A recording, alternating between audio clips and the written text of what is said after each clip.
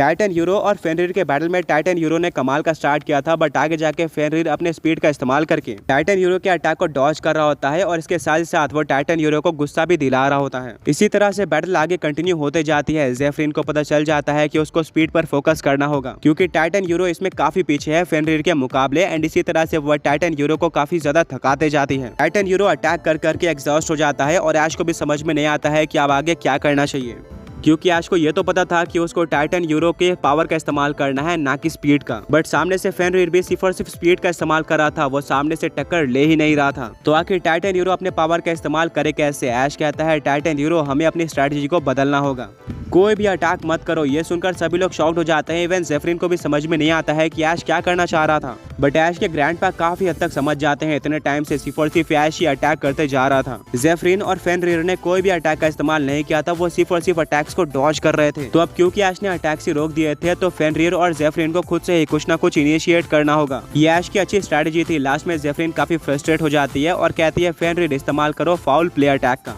बस ऐश को इसी का वेट था। काउंटर में ऐश फाइटिंग टाइप के one of the strongest move यानी कि हैमर आर्म यूज करने के लिए कह देता है टाइटन यूरो को। दोनों ही स्ट्रॉन्ग अटैक आपस में टकरा जाते हैं, बट अटैक के मामले में टाइटन यूरो काफी ज्यादा बल्कि और स्ट्रॉन्ग था।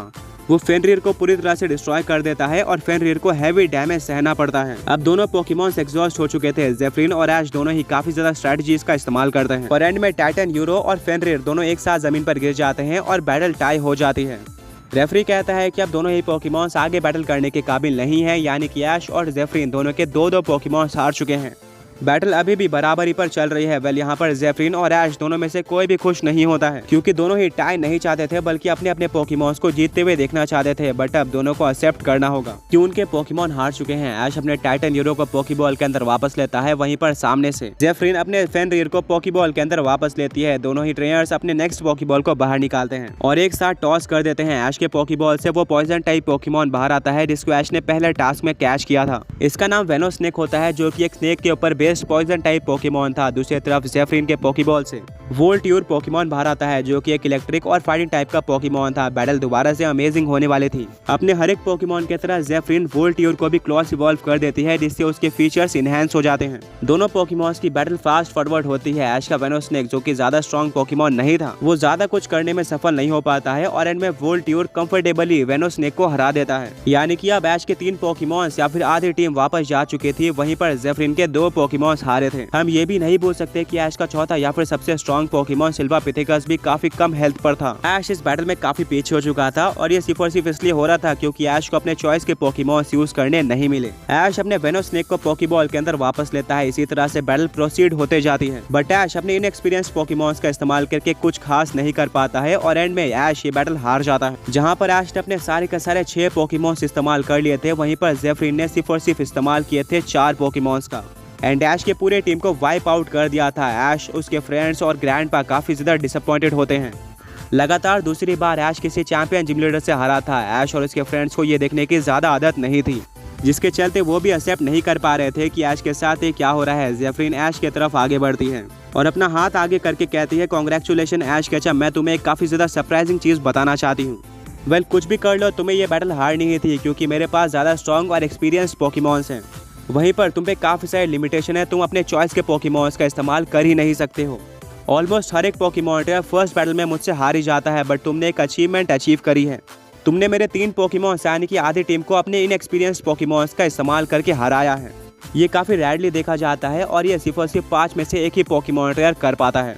ऐश ये सुनकर थोड़ा खुश होता है, बट फिर भी उसका गोल था इस बैल को जीत कर जाना, ना कि एक अचीवमेंट को अचीव करना। ओल्ड मैन उठकर ऐश के पास आ जाते हैं। ब्रॉक, मिस्ट्री और सैना भी ऐश के पास आकर ऐश के शोल्डर पर हाथ रखते हैं। जेफरिन कहती है कोई बात नहीं है, जैसा कि मैंने पहले बताया था, हम एक रीमैच कर सकते हैं।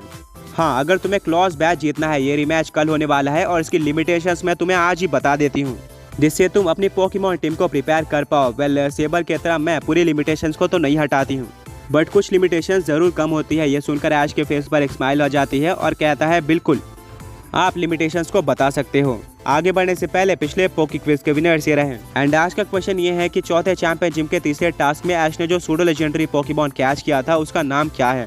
जेफरिन कहती है कल की जिम बैटल भी 6 वर्सेस 6 की होने वाली है, जिसपे तुम्हें 3 पोकेमॉन्स के ऊपर लिमिटेशन देखने को मिलेगी। वहीं पर आखिरी 3 पर देखने को नहीं मिलेगी। तुम्हारे पहले 3 पोकेमॉन्स वो होने चाहिए जो कि तुमने चौथे चैंपियन जिम के तीसरे टास्क में कैच किए थे। वेल हाँ, तुम्हारे लेजेंडरी, सूडो लेजेंडरी और मिथिकल पोकेमॉन। जहाँ तक बात रही तुम्हारे आखिरी 3 पोकेमॉन्स की, वो तुम्हारे मर्जी के हो सकते हैं। तुम किसी भी पोकेमॉन का इस्तेमाल कर सकते हो। वेलैश, उसके फ्रेंड्स और ग्रैंडपा एक दूसरे की तरफ देखते हैं। ज़्यादा लिमिटेशन तो हटाई नहीं गई थी, पर जो भी हो पिछले बैल के मुकाबले अब काफ़ी ज़्यादा इंप्रूवमेंट आ गई थी। जेफरिन कहती है ऑलराइट ऐश, अब तुम कल आ सकते हो रीमैच करने के लिए। ऐश जेफरिन से हाथ मिलाता है एंड इसके बाद ऐश, उसके फ्रेंड्स और ग्रैंडफादर सभी लोग बाहर आ जाते हैं और डिस्कस कर रहे होते हैं बैटल के बारे में। वेल ऐश के हारने का तो वही कारण था कि ऐश को अपने पुराने या फिर मनचाहे पोकेमॉन्स का इस्तेमाल करने नहीं मिला। पर जहां तक बात आती है लिमिटेशंस की, ओल्ड मैन कहते हैं कि इस बार लिमिटेशंस के अकॉर्डिंग भी तुम्हें अपने स्ट्रॉन्ग पोकेमॉन्स का इस्तेमाल करने के लिए मिलेगा, जो कि होगा तुम्हारा मिथिकल पोकेमॉन सिल्वा पिथिकस, तुम्हारा लेजेंडरी पोकेमॉन एक्वल, वहीं पर तुम्हारा सूडो लेजेंडरी टाइटन यूरो।